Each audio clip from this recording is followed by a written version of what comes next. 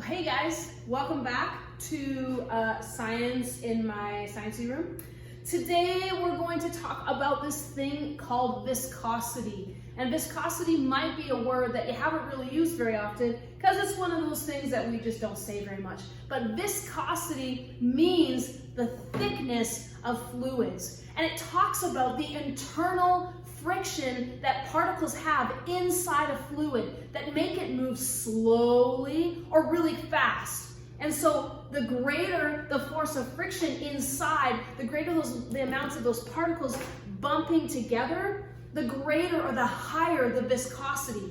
Things with like high viscosity flow really slowly and are kind of syrupy. So this nice chocolate syrup has a lot of internal friction inside of its particles because it's thick and it doesn't flow as fast as water does. When something's really thick, it has a high viscosity.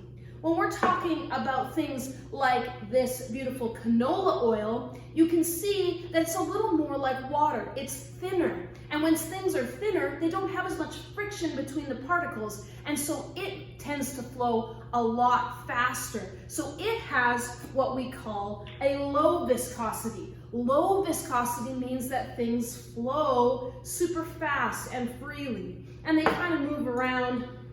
We'll do that here. And we'll show you that it's just not as thick as the chocolate syrup was. So viscosity has to do with thickness of fluids. And so thick fluids have high, lots of viscosity, and thin fluids, ones that flow really fast, have low viscosities. So here's the deal, guys. A way that we can test the viscosity or the internal friction of particles is to use something called a ramp test. And so what we do is you basically just take a bunch of different substances. So I'm going to take this corn syrup and I'm going to put it on the starting line right there. And then I'm going to take a little bit of Aunt Jemima and I'm going to put her right there. Then I'm going to go ahead and put, the chocolate and into the race right here. And then we're going to use the canola oil that we used before as the last contender on the race right there. So what you do is you put everything onto your pan, and what you do is you time how fast everything takes to get to the bottom. It's like a race. We're going to see which fluids have the highest viscosity and which fluids have the lowest. Are you ready? 1, 2, 3.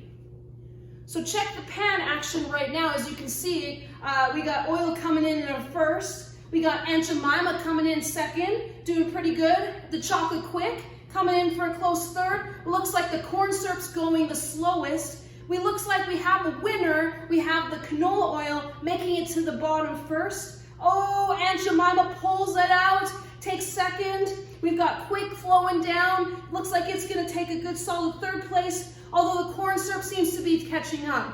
What we can say about this is we can talk about its viscosity. So we can say that the lowest viscosity or the fastest flowing fluid was the oil. The canola oil flowed the fastest, had less friction, and so it had the lowest viscosity. What we can definitely say, Aunt Jemima pulled out third place, is that this corn syrup, which hasn't even reached the bottom yet, has a high viscosity, lots of friction in between its particles. And so that is how we determine and how we are able to measure viscosity on a ramp test. There's another really important thing that we need to talk about with viscosity, just like it was with solubility, and that's temperature. Temperature actually affects the viscosity of liquids. And I'm going to demonstrate that today by using Aunt Jemima. Okay? We got Aunt Jemima here, and what I have inside of this deal is a spinny little magnet. And so what happens is when I put this on my hot plate and I turn my hot plate on, it actually spins.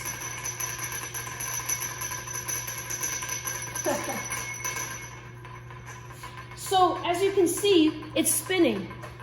And what's going to happen is I'm going to go ahead and I'm going to add some fluid in here and talk about how temperature actually affects this spinning process.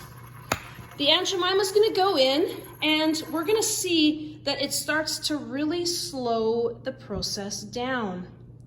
It's not really spinning very quickly, but I'm going to crank the heat up which is just down here. And I'm gonna start to heat up my liquid. And we're gonna start to see a change happen in the viscosity of this particular syrup. You'll notice right now that the fluid is actually becoming a little bit higher in the flask, and that's because it's getting thinner. And actually, the magnet is now spinning faster because the liquid is becoming thin and warm. If we heat it up too much, it's going to overflow and bubble. But we see that the spinning becomes faster because the viscosity is actually getting lower because it's getting thinner. So the liquid's becoming thinner, so that's lower viscosity. So the thickness is actually going down.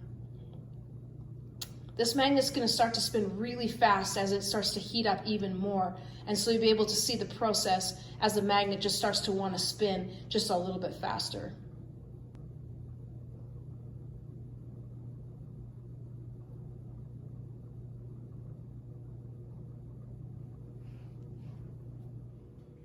The fluid's now becoming very thin, and the heat is really starting to heat up.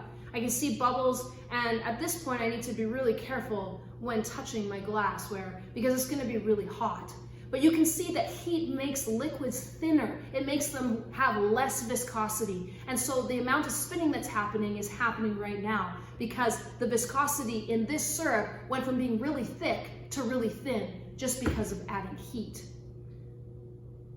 So we need to remember too that super cool liquids, like when you put your chocolate syrup on top of your ice cream, get more viscous, they get thicker, and you're actually able to take that and put on your ice cream, and it almost hardens up totally completely. Freezing things slows down particles, and so it actually makes the viscosity higher, thicker.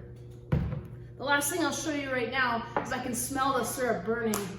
I'm going to take it off. It's going quite fast. And I'm actually just going to pour it for you in here. Hopefully you can see this, but it actually just looks like I'm pouring some water into my beautiful flask here, my beaker. And it's just very, very, very thin. That's what happens when you heat things up. The viscosity changes.